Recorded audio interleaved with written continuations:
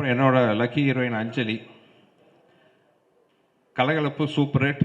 அதுக்கப்புறம் மதகஜராஜா 2 பிளாக் பஸ்டர் மூவிஸில் வந்து என்னோட ராசியான ஹீரோயினாக ஒர்க் பண்ண அஞ்சலி. எனக்கு ரொம்ப கம்ஃபர்ட்ஸ் ஒரு ஒர்க்கிங் ஜோன் வந்து அஞ்சலி கூட இருக்குது. ஏன்னா ஒரு டைரக்டராக நம்ம சொல்கிறத நம்பி ஒரு ஆர்டிஸ்ட் பண்ணும்பொழுது அது ஹீரோக்கள் கூட எனக்கு அந்த கம்ஃபர்ட் ஜோன் வந்திருக்கு.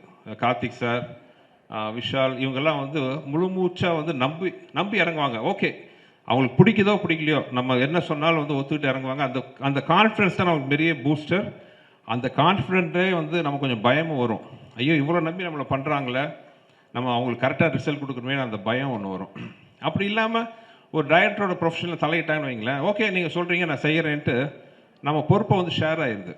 வேற அந்த டைரக்டர் நம்பி நீ ஓகே சார் நம்பி வரோம், நீங்கள் நல்லபடியாக பண்ணுங்கிற போது எங்களோட பொறுப்பு அதிகமாக கூடியிருது. அந்த வகையில் பார்த்தீங்கன்னா அதே மாதிரி அஞ்சலி. சில ஹீரோயின்ஸ் தான் வந்து நம்ம என்ன சொன்னாலும் நம்பி ஒரு படத்தில் ஆற்றுல குதிக்க சொன்னால் குதிச்சுட்டாங்க உண்மையாகவே. அந்த மாதிரி ஒரு நம்பி இறங்குற ஹீரோயின். வெறும் அழகு மட்டும் இல்லாமல் திறமை இருக்கிறதுனால தான் இவ்வளோ நாளாக. ஏன்னா அவங்க வந்து ஒரு சின்ன பொண்ணாக நான் வந்து முதல்ல அவங்க கூட ஒர்க் பண்ணேன் லாங் ஆகோ. என் வயசை சொல்லி என்னை டேமேஜ் பண்ண மாதிரி அது எந்த வருஷத்தை நான் சொல்லலை. அப்போ ஆரம்பித்து இந்த நிமிஷம் வரைக்கும் வந்து ஒரு டாப் ஹீரோயினாக இருக்கிறாங்க. Congrats Anjali, and thanks for the cooperation you given to this movie. Thank you. அப்புறம் சந்தானம்.